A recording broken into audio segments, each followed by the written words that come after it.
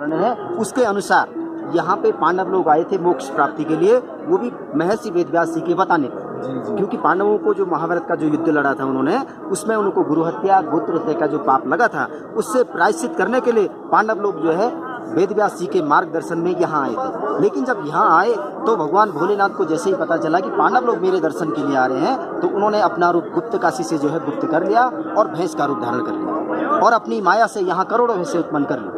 जब पांडव लोग यहाँ आए उन्होंने देखा कि यहाँ तो भगवान भोलेनाथ तो है नहीं हिमालय में, इधर तो सिर्फ भैंस ही भैंस विचरण कर रही हैं। उनको कुछ समझ में नहीं आता कि ये भगवान की क्या लीला है। तो वो उनके अपने छोटे भाई सहदेव को कहते हैं, क्योंकि सहदेव जो है त्रिकालदर्शी थे, आत्मज्ञानी थे, उनको तीनों लोकों का ज्ञान होता था अगर कोई उनको पूछता। तो तब उन्होंने सहदेव को पूछा कि भाई ये भगवान की क्या लीला है, हमको तो कुछ पता नहीं चल रहा है। तब जो है सहदेव ने बताया आत्मज्ञान करके कि भगवान भोलेनाथ यहाँ पे भैंस के रूप में विचरण कर रहे हैं और जितनी ये सारी भैंसें घूम रही है उनके बीच में भी खुद भैंसें बन के घूम रही हैं। अब जब तक हम वो भगवान जो भोलेनाथ जो असली भैंस हैं उनको जब तक पहचान नहीं पाएंगे तब तक जो है हमारा जो है हमें मोक्ष नहीं मिलेगा। जब तक भगवान के दर्शन नहीं होंगे तब तक मोक्ष नहीं मिलेगा। तो उन्होंने क्या किया कि भीमसेन को कहा, क्योंकि एक दो भैंसें होती तो वो पहचान लेते कि यार चलो कौन नकली है कौन असली है, इधर तो करोड़ों भैंसें थी। उन्होंने भीमसेन को कहा कि आप यहाँ पे अपने पाँव फैला दीजिए और हम आपके पाँव से नीचे से भैंसों को हाँकते हैं। जो माया रूपी नकली भैंस होगी वो कभी भी हमारे पाँव के नीचे तो चली जाएगी, लेकिन जो असली शंकर भगवान होंगे वो कभी भी हमारे पाँव के नीचे नहीं जाएंगे, क्योंकि वो भगवान है और हम नर हैं, है ना। इसलिए उन्होंने जो है यहाँ पे भीमसेन खड़े हो गए दोनों पाँव को फैला के। बाकी लोगों ने जितनी सारी भैंसें थी ना एक एक करके वो गुजारते थे, आधी से अधिक भैंसें तो निकल गई। अब जब शंकर भगवान जो भैंस थे, क्योंकि वो भी सब सेम थे, इसलिए उनको वो भी जब लेके आए, जैसे जो है भैंस को अंदर जो वो लगा रहे थे वो भैंस जो है अंदर नहीं गया।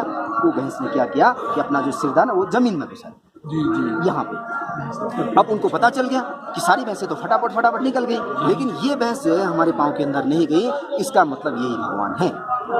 अब उसका सिर तो अंदर चला गया था भैंस का, तब तक उन्होंने पीठ पकड़ ली भगवान की, क्योंकि पीठ ऊपर था सिर नीचे चला गया था।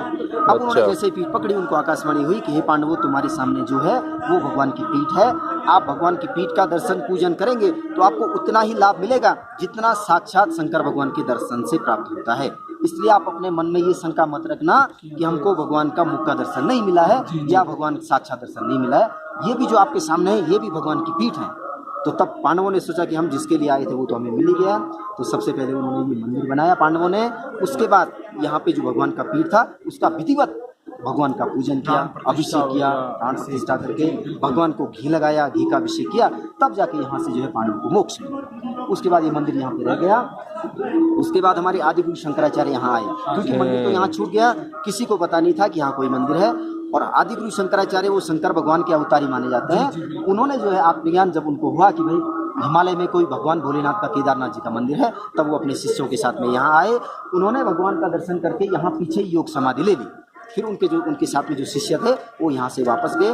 तब जाके उन्होंने बताया सबको कि भाई हम जो है हिमालय में गए थे, वहाँ कोई भोलेनाथ का स्वयंभू ज्योतिर्लिंग है। ये 12 ज्योतिर्लिंग जो उसमें आते हैं, भारत में आते हैं, उनमें से 11वां ज्योतिर्लिंग है, उनमें से 11वां है। और इनके जो मुख जो अंदर गए थे ना भगवान के, वो नेपाल पशुपतिनाथ में बाहर आए। तो आपको कभी भी मौका मिले, कभी भी आपको जिंदगी में मौका मिले तो आप वहाँ पे जाके भगवान का जो है मुख का दर्शन कर लीजिए। वहाँ पे भगवान पशुपतिनाथ भगवान का सिर है। कभी भी आपको मौका मिले आप नेपाल में जरूर जाइए, वहाँ भगवान के जो है मुख के दर्शन कीजिए। और ऐसा माना जाता है कि जब आपको मुख का दर्शन मिलेगा ना तब आपके आधे और आधे दोनों एक पूरे हो जाएंगे, तब ये पूर्ण माना जाएगा।